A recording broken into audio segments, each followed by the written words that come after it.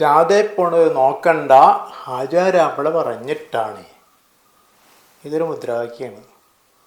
ഇത് ഒരു ജാഥയുടെ ഏറ്റവും അവസാനം നടന്നുകൊണ്ടിരിക്കുന്ന ഒരാൾ വിളിക്കുന്നത്. വേറെ ആരും ഏറ്റു വിളിക്കുന്നില്ല. ചിലപ്പോൾ അയാളുടെ വീട്ടിലെ ഒരംഗം വിളിക്കുമായിരിക്കും. ഇത് ആരോടായി പറയേണ്ടത്? ആചാരാപ്പിളയാകുമ്പോൾ നമ്മളിങ്ങനെ സങ്കല്പിക്കുക UDFൻ്റെ ജാഥയായിരിക്കും. UDFൻ്റെ ജാഥയിൽ പോകുമ്പോൾ ഇങ്ങനെ ഒരു എക്സ്ക്യൂസ് പറയുന്നത് ആരോടാ? പാർട്ടി സെക്രട്ടറിയോട്. അപ്പോൾ ഇവിടെ എന്താ പ്രശ്നം വെച്ചാൽ അയാൾ വല്ലാത്തൊരു നിസ്സഹായാവസ്ഥയിലാണ്. ജമ്മിയായ ആചാരാപ്പിളുടെ കാര്യം ഓർക്കുമ്പോൾ ആ ജാഥയിൽ പോകണം, എന്നാൽ പാർട്ടി മീറ്റിങ്ങുകളും കുടുംബയോഗങ്ങളും ആകുമ്പോൾ മറ്റിടത്തും പോകണം. ഇത് രണ്ടുകൂട്ടരും പരസ്പരം അറിയാൻ പാടില്ല. ഇത് കഷ്ടം അത് കണ്ടുപോയി.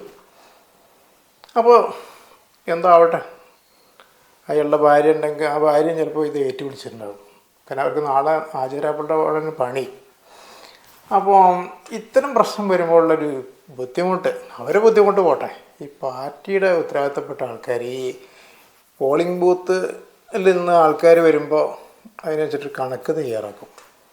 ഈ കണക്ക് തയ്യാറാക്കുമ്പോൾ ഇത്ര ആൾ നമുക്ക് വോട്ട് ചെയ്തു എന്നൊരു ധാരണ കിട്ടണമെങ്കിൽ ഈ ആളെ പറ്റിയിട്ട് ഇത് ആർക്ക് ചെയ്തു, അയാളവിടെ ചെല്ലുമ്പോൾ ആചാരാപ്പിളയുടെ കാര്യം മനസ്സിലോർക്കുമ്പോൾ ആ ചിഹ്നത്തിലായിരിക്കും.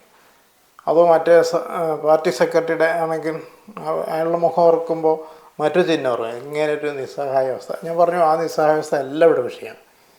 ഈ പാർട്ടി സെക്രട്ടറിമാരുടെ, ഏത് പാർട്ടിയാണെങ്കിലും, നമ്മൾ നമ്മുടേതെന്നും അവർ അവരുടേതെന്നും വരുന്നൊരു വോട്ടാണ് സംഭവം. ഈ വോട്ടിനെ പറ്റി കൃത്യമായിട്ട് കാൽക്കുലേഷൻ ഇല്ലെങ്കിൽ എല്ലാ കണക്കുകളും തെറ്റും. ഇപ്പോൾ ഇത്ര വോട്ട് കിട്ടും ഭൂരിപക്ഷം എന്നൊക്കെ പണ്ട് കൃത്യമായിട്ട് പറയുന്ന ആൾക്കാരുണ്ടായിരുന്നു.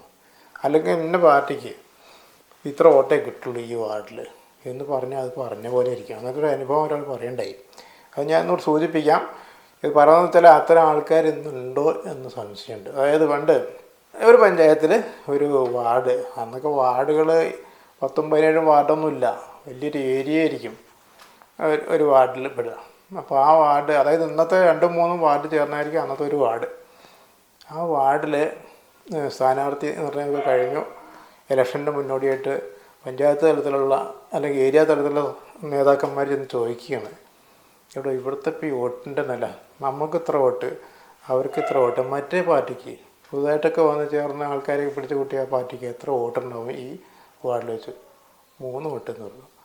എന്താ സഖാവേ, അയ്യോ സോറി, ഇത് സഖാക്കളുടെ വിഷയമാണ്, അതങ്ങനെ വന്നോട്ടെ പോട്ടെ. എന്താ സഖാവേ ഈ പറയണത്? 3 വോട്ടോ ആ പാർട്ടിക്ക്? നിങ്ങൾ ഒന്നും കൂടി ഒന്ന് പോയി നോക്കുക, അല്ലെങ്കിൽ മനസ്സിൽ നിന്ന് കണക്കാക്കിയിട്ട് പറഞ്ഞു വെച്ചു.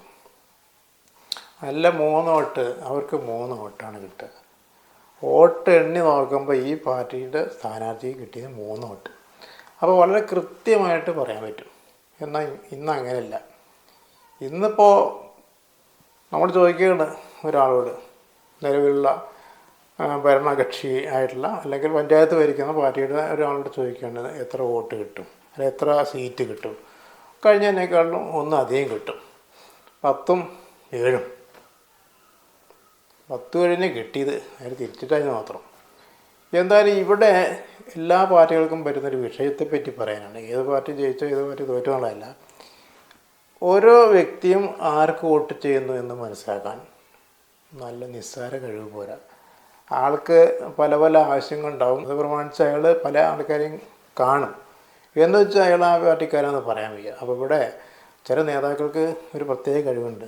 ഓരോരുത്തരോടും ചോദിക്കോടോ, ഇന്ന ആളിപ്പോൾ എവിടെ, അത് നമ്മുടെ തന്നെയാണോ? അങ്ങനെ പലരോടും ചോദിച്ചിട്ട് ഉറപ്പാക്കണം. അവിശ്വസിക്കാൻ പാടില്ല. അയാൾ നമ്മുടെ ആളല്ല എന്ന് അയാളോടനെ എന്ന് പറഞ്ഞാൽ എന്താണ്ടാവുക, നാളെ പ്രശ്നമാകും. അപ്പോൾ വളരെ സൂക്ഷിക്കേണ്ടൊരു കാലഘട്ടമാണിത്.